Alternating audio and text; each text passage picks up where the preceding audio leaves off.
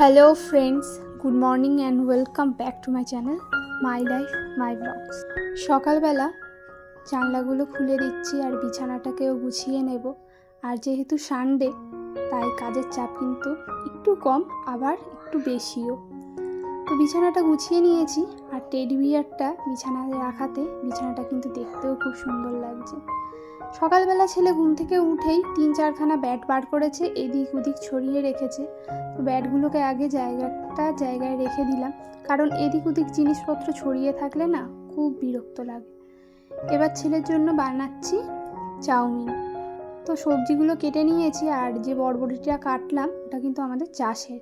আর এখানে আমি এই যে চাউমিনটা কিন্তু ভিজিয়ে রেখেছি ঠান্ডা জলে। এটা কিন্তু আমি গরম জলে ভিজিয়ে রাখিনি। আগে আমি গরম জলে ভেজাতাম, অনেক সময় কী হতো, বেশি সিদ্ধ হয়ে যেত। কিন্তু আমার বান্ধবী সুমনা ও আমাকে বলেছে যে গরম জলে না ভিজিয়ে চাউমিন যদি ঠান্ডা জলে ভেজানো যায়, কোনো জড়ানো ভাবই হয় না, মানে জড়িয়ে যায় না আর কি। তো আমি অনেকবার করে দেখেছি, ও মানে একদমই ঠিক বলেছে।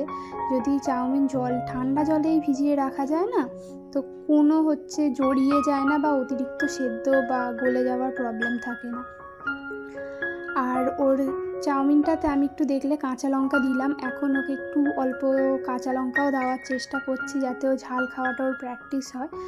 তো মোটামুটি ওর চাউমিনটা ওদিকে হচ্ছে। আর হাজব্যান্ড কিছু বেকারি বিস্কুট কেক নিয়ে এসেছিলো। কেকগুলো ছেলে যেহেতু স্কুলে যায়, ওর টিফিন দিতে হয়, তো ওকে টিফিনে দেওয়ার জন্য আর চা দিয়ে খাওয়ার জন্য এই বেকারি বিস্কুটগুলো নিয়ে এসেছিলো। এদিকে আমার ভাজাগুলো মোটামুটি হয়ে গেছে। আলু, পেঁয়াজ, একটু কাঁচা লঙ্কা দিয়েছি, আর বরবটি ভেজে চাউমিনটা দিয়ে দিয়েছি। আর তার ওপর ডিমটা দিয়ে একটু গোলমরিচ গুঁড়ো দিয়ে চাউমিনটা করে নিয়েছি। আর চাউমিনটা খেতেও কিন্তু খুব টেস্টি হয়েছিল।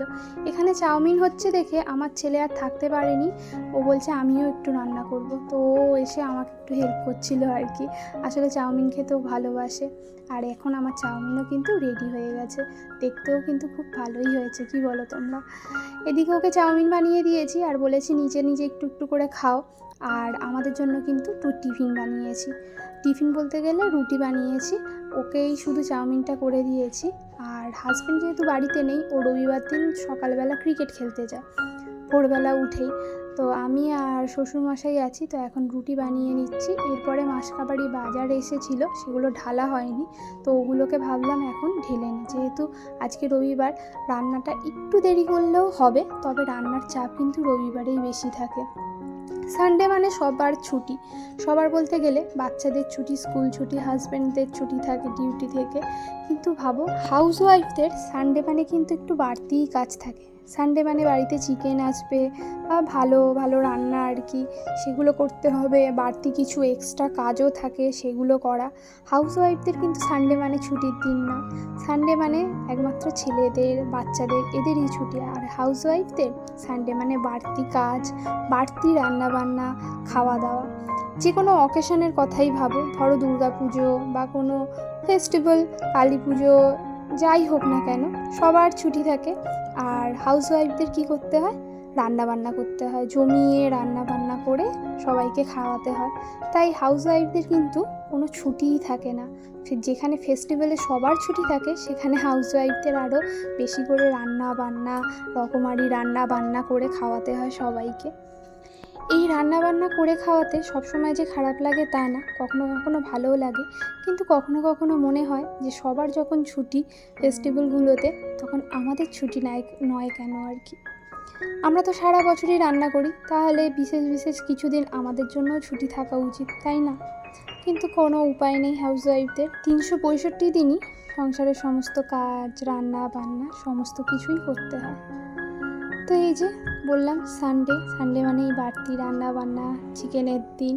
তো এখানে মাংস আমি পরিষ্কার করে জল ঝরিয়ে নিয়েছি, আর মাংসের সমস্ত যে ইনগ্রিডিয়েন্টসগুলো লাগে সেগুলো কিন্তু কেটে নিয়েছি। আর এখন আমি মাংসটাকে ভালো করে ম্যারিনেট করে দিচ্ছি। সমস্ত রকমের মশলা, নুন, হলুদ, জিরে গুঁড়ো, আদা রসুন বাটা, তেল, সমস্ত কিছু দিয়ে ম্যারিনেট করে নিচ্ছি। আর একটু দিয়েছিলাম গোলমরিচ গুঁড়ো।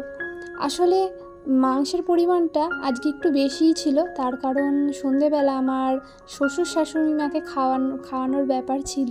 শ্বশুর শাশুড়ি মা প্লাস বলতে গেলে আমার বান্ধবীও। তো রিসেন্ট যাদের বিয়ে হয়েছিল তোমরা আমার ব্লগে দেখেছো, ওদেরই খাওয়াবো। তো সেই জন্য মাংসটা দুপুরবেলা করে রাখছি, রাত্রে না তাহলে আর একটু বেশি মানে কম হেডেক হয় আর কি। তো সেই জন্য দুপুরবেলাও আমরা খাবো আর রাত্রির জন্য একেবারেই করে নিচ্ছি। তাই মাংসের পরিমাণটা আজকে একটু বেশি, তাই ম্যারিনেট সমস্ত মশলা দিয়ে ম্যারিনেট করে একেবারে করছি। মোটামুটি মাংস কষানোও হয়ে গেছে, আর তারপরে আলুগুলো ভেজে রেখেছিলাম, সেই আলুগুলো দিয়ে এখন আরও খানিকক্ষণ কষাবো। যেহেতু মাংসের পরিমাণটা অনেকটা বেশি তাই অনেকক্ষণ সময় নিয়েই কিন্তু আমি রান্নাটা করছি। এদিকে মাংস কষাতে কষাতে দেখলাম হুড়মুড়িয়ে বৃষ্টি চলে এসছে, দেখো কেমন ঝমঝমিয়ে বৃষ্টি পড়ছে। তো কিছু ছোটোখাটো বাসন ছিল সেগুলো মেজে রাখছি। আমি ভাবছিলাম যে এই হারে বৃষ্টি হচ্ছে, বিকেলবেলা যদি কাকিমা না আসে সেই জন্য অল্প কিছু বাসন কিন্তু আমি মেজে রেখে দিচ্ছি। আর মাংসে যখন হলুদ দিচ্ছিলাম তোমরা দেখতেই পেয়েছিলে যে আমার হলুদ একদম শেষ হয়ে এসেছিলো। তো হলুদের কৌটোটা ভাবলাম ভালো করে ধুয়ে রাখি, যেহেতু এইটা একটা ডিজাইন আছে, মানে কৌটোটাতে একটু খাঁচকাটা ডিজাইন আছে। তো গায়ে গায়ে না নোংরাগুলো সহজে ওঠে না, একটা ব্রাশ দিয়ে ঘষলেই দেখলাম ভালো বেশ পরিষ্কার হয়ে গেছে। অথচ স্কচ ব্রাইট দিয়ে ঘষছিলাম, একদমই পরিষ্কার হচ্ছিল না নোংরাগুলো, কিন্তু একটা ব্রাশ দিয়ে ঘষতে বেশ ভালো পরিষ্কার হয়ে গেছিলো। আর কৌটোটা ধুয়েও দিয়েছি। এদিকে আমার মাংস মোটামুটি ফাইনাল টাচ দেওয়া হয়ে গেছে, গরম জল ঢেলে দিয়েছি, এবার জাস্ট ফুটবে আর নামিয়ে নেব। তো তারপরে হাতে আর কি কিছু সময় ছিল, তো ভাবলাম আরও একটা তরকারি করে রাখি, পনিরের তরকারি।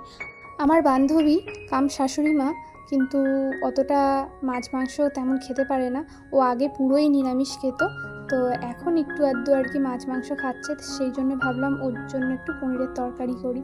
আর রাত্রিবেলা ও করতে পারতাম, কিন্তু দুপুরবেলা যেহেতু সময় ছিল আর দুপুরবেলা করে রাখলে না একটু হেডেক কম হয়, ওরা আসলে তাহলে একটু ওদের সঙ্গে আর কি গল্প করতে পারবো, এই জন্য আমি দুপুরবেলায় তরকারিগুলো করে রেখেছি আর রাত্রিবেলা রাইস করেছিলাম শুধু। এইদিকে পনিরের তরকারি হচ্ছে আর আমি কিন্তু রান্নাঘরের সমস্ত কাউন্টার টপগুলো ভালো করে পরিষ্কার করে মুছে নিচ্ছি। এরপরে খাওয়া দাওয়াও তো করতে হবে, স্নানও করতে হবে, সেই জন্য আগে রান্নাঘরটা পরিষ্কার করে নিচ্ছি। আর এদিকে কিন্তু রান্নাঘর পরিষ্কার করতে করতে আমার পনিরের তরকারিও কমপ্লিট। রান্নাঘরের সমস্ত কাজ কমপ্লিট হয়ে গেছে, ভেবেছি স্নান করতে যাব, কিন্তু দেখি সোফার অবস্থা একদম বেহাল হয়ে আছে। সোফায় উঠে ছেলে একদম 12টা বাজিয়ে রেখেছে। তো সোফাটাকে ভালো করে কভারটাকে গুছিয়ে রেখেছি, আর সমস্ত কুশান নিয়ে নিয়েছে ও ঘর বানাবে বলে। তো এখন ওকে কুশানগুলো দিয়েই দিয়েছি, কারণ ওর কাছ থেকে নিলে এখন ও কাঁদবে, ঘ্যান ঘ্যান করবে, ওই জন্য ওকে দিয়ে দিয়েছি। পরে ওগুলো আবার জায়গায় পেতে দেবো।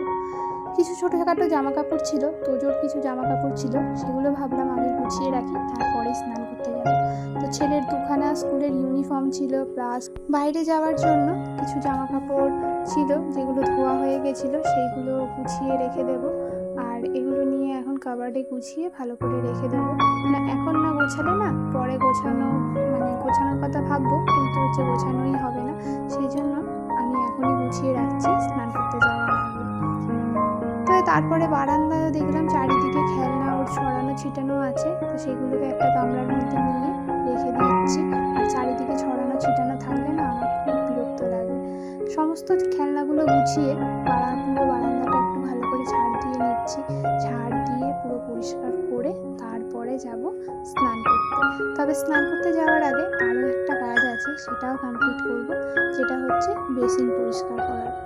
তো বেসিনটা দেখলাম অনেকটাই নোংরা হয়েছে। আমার হাজব্যান্ড যেহেতু খেলতে গেছিলো, তারপরে এসে একটু রেস্ট নিয়ে আবার ছেলেকে নিয়ে পুকুরে স্নান টান করতে গেছিলো, ওর আর মনে নেই বেসিন পরিষ্কার করার কথা। তবে এই বেসিন পরিষ্কার করা বা বাথরুম পরিষ্কার করা এই কাজগুলো আমিই করি, ও একদমই করতে চায় না আর ওর মনেও থাকে না। আমি যদি কখনো বলি তারপরে ও করে, কিন্তু নিজে থেকে কখনোই করে না। তো যাই হোক, বেসিনটা একদম সাদা চকচকে করে দিয়েছি, আর পুরো বারান্দাটাও দেখো একদম গুছিয়ে কিন্তু পরিপাটি করে রেখে দিয়েছি। সমস্ত কিছু গোছানো থাকলে না আলাদা মনের মধ্যে একটা শান্তি আসে। তো সমস্ত গুছিয়ে স্নান করতে চলে গেছি ফাইনালি। স্নান করা কমপ্লিট, আর স্নান করে চলে এসেছি। এখন বর্ষাকাল শুরু হয়েছে, চুল ওঠার পরিমাণও কিন্তু বেড়ে গেছে আগের থেকে। অনেকদিন টিপ পরি না, তাই ভাবলাম আজকে একটু টিপ পরি। তো চলো আজকের মতো এখানেই, টাটা বাই।